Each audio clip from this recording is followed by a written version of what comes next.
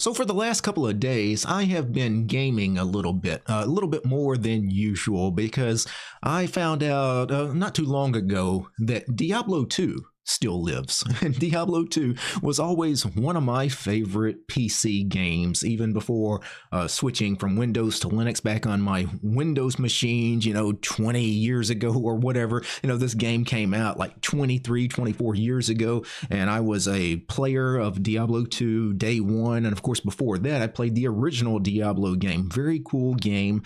And I realized the other day, because Steve from Zero Linux mentioned he was playing this on Linux, that this was playable on Linux, the D2 Resurrected. So it's basically Diablo 2 redone, so it's got better graphics, but it's essentially the exact same gameplay, which I thought was very cool. I think it was on sale for like $13. So naturally, I wanted to play it, and I ran into some issues, just like everything with Linux, right? There are some things that are really frustrating, and then there are some things that are really fantastic.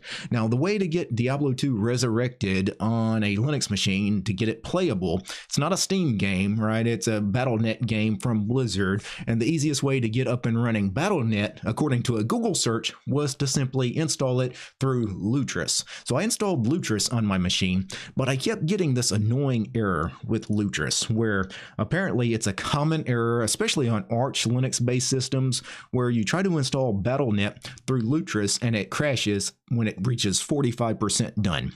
It gets to a 45% progress bar, and then it just hangs forever. Maybe there's some screenshots. If I go to images, you get like a little terminal that pops up. It gets to 45%, and then it just hangs. It never completes the installation, and it's very annoying. And there's tons of threads on like the Arch Reddit, the Lutris Reddit, Linux on Gaming Reddit, and nobody seems to have a solution that really works. Like some people say they solved it doing this and that, and I tried all kinds of things. I spent literally like 3 hours a couple of mornings ago trying to get Battle.net installed through Lutris, and I gave up. So I just walked away, and I was like, man, I really wanted to play Diablo 2. I had my heart set on it.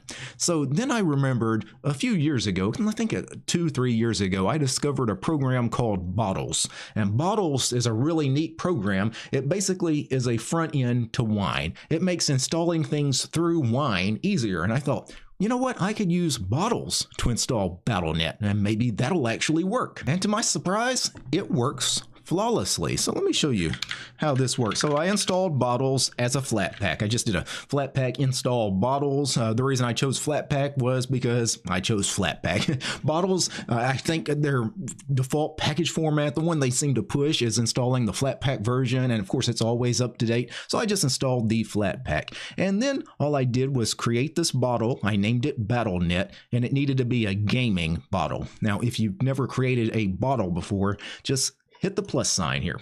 And then it wants to know, what are you trying to install here? Is this a normal desktop application, or is it a game? Because Bottles is not like Lutris. Lutris is a front end for gaming, right? It's to catalog your games and it's basically a game launcher. Bottles is kind of a catch-all. It can install any kind of program out there, not just games, but it does have a special kind of optimization specifically for your games. So create a gaming bottle, name it whatever.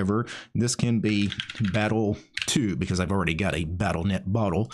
You can create that, and it's going to take a few seconds while it creates that bottle. It's basically just going to set up all the Wine configuration. It's automatically going to set up this Wine configuration specifically geared toward gaming. And then when it's done, you get bottle created, you close that, and now you've got this bottle, but there's no programs installed just yet.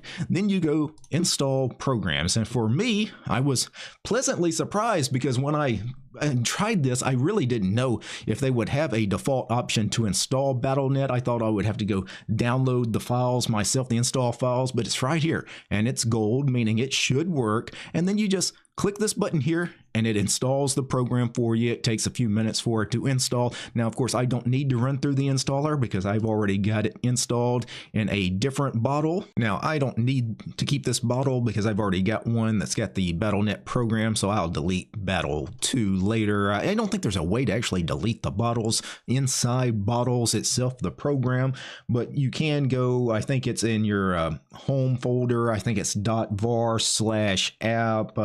bottles, if I remember correctly. Let me open up my file manager. I guess I could do this on camera. That way you guys are probably going to have the same question that I have is, hey, how do I delete this bottle? It's home directory .var app and then com.usebottles.bottles because it's the flat pack. So that's the flat pack name of the binary. And then you go in here, there should be a data folder, bottles, and then one more time, bottles. There is Battle 2, and if we delete that, now let me close bottles and restart it. Really, they should make that a lot easier, right, to delete the bottles. But anyway, here is bottles without the extra bottle I created as a test. But let me go into Battle.net. And you can see I've already got a program installed here, which is the actual Battle.net program. Let me launch it.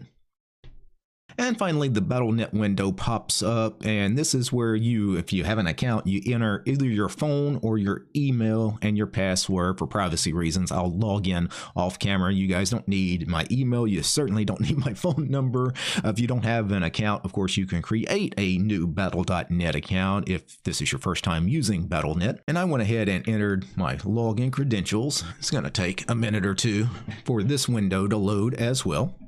And it finished loading. That took about a minute for that window to load. Let me close up that particular window there. Now, if you're first installing this, right, you just got Battle.net installed, you need to go to games. And if you don't have any games already, what you need to do is actually purchase a game. I purchased Diablo II Resurrected. It was on sale for like $13 or $14. You go ahead and purchase it, and then it downloads and installs, right? The download is about 27 or 28 gigs, and it takes a while to actually download all the files. So, don't plan on, playing this 5 minutes after you install it. It's going to take a little bit of time. It might take 20, 30 minutes for the download to complete. It's going to take a minute. But once it's installed, then just go ahead and click on it, click play.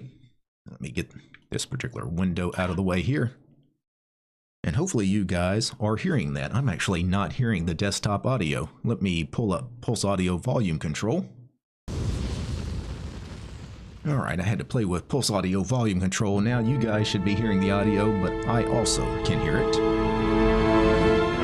Now, it might be a little loud, so I'm going to turn down the desktop audio a little bit in OBS, but let's go ahead and get into this. Now, I already have a Necromancer character, so if you're new to Diablo 2, you've got a bunch of different classes you could choose from. I created this character 2 days ago, right? So I've played for 2 days. I've taken this character from 0 to level 51 already. If you want to see a little bit of gameplay, let's go ahead and I'll go to a normal mode just to make things easier on myself. And you can see the graphics have definitely been updated from where the game was when it first released 23, 24 years ago. The graphics are old and dated. There is a hotkey in DTR in Diablo II Resurrected. If you want to go to the old school legacy graphics from like 25 years ago, there is a key binding you can hit. I don't know what the key binding is offhand. I've hit it on accident before. If I go to options, controls, scroll down, Legacy toggle. I don't have that set to anything. Let me go ahead. I'm going to set it to L, save my custom key bindings, hit apply. Let's go ahead and close. And now when I hit L on the keyboard, this is what the game originally looked like, right? Now, 23 years ago, that wasn't bad, right? That was what games typically look like. But now the remastered version, right? Diablo II Resurrected obviously looks much better. Let's go ahead and get into a little bit of some gameplay. I'll just go to the catacombs here and just to show you guys some of the animations and everything. It's really a nice update on this.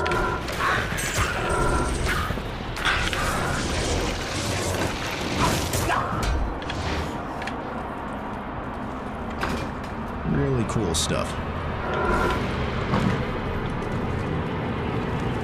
And I'm a pretty high level to be, in normal mode here. There's 3 different levels: normal, nightmare, and hell. So I should be able to just run through here, no problems. I don't really have to worry about dying, but this is just mainly you guys get to see some of the graphics. You get to see some of the lighting. This game is very dark. I mean, it's dark in nature as far as it's almost like a horror game, but I wouldn't say it's necessarily like the horror genre. But it's also dark just in tone, right? Or colors. Obviously, your character can get more light radius where he can see more, but so many things are very darkly shaded, and that also adds to kind of like the horror kind of effect of this thing.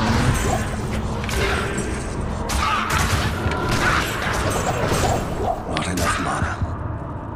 But that is a little bit, just a couple of minutes of the Diablo 2 gameplay. Diablo 2 Resurrected, available on pretty much all platforms, even on Linux.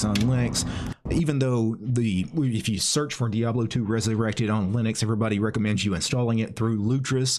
Right now, if you're on an Arch-based system, chances are that Lutris install is not going to work, but the bottles install worked flawlessly. Like, you know, you create your bottle, then you go to install a program. Battle.net is one of the first programs to install, and you just click the button and away you go. So there you have it, a little bit about both bottles and wine and Diablo 2 Resurrected. Again, I'm not much of a gamer. You guys don't get much gaming content on this channel. A lot of you guys ask for it, but I'm not much of a gamer. I do like some of the more retro games. I guess Diablo 2 kind of counts as a bit of a retro game. And I would love to know what you guys, if you guys like this kind of content. Matter of fact, are you guys fans of Diablo 2? Would you guys maybe want to do like a Diablo 2 Resurrected gaming live stream at some point? I'm not really against that idea. I think that could be fun. Anyway, before I go, let me thank a few special people. Let me thank the patrons of this channel. The producers of the channel here: Matt, James, Steve, Armor Dragon, Darloff, Dayless, GDR, George, Lee, Matthew, Methos, Urion, Paul, Pete, Sargent, Fedora, Realities for Less, Red Prophet, Roland, Solastri, Tenrun, Wargento, and Ubuntu, and Willie.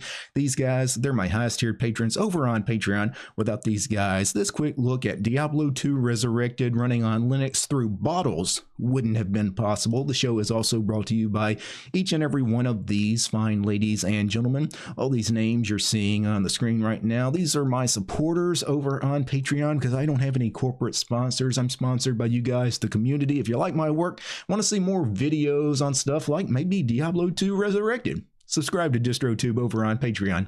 Peace, guys.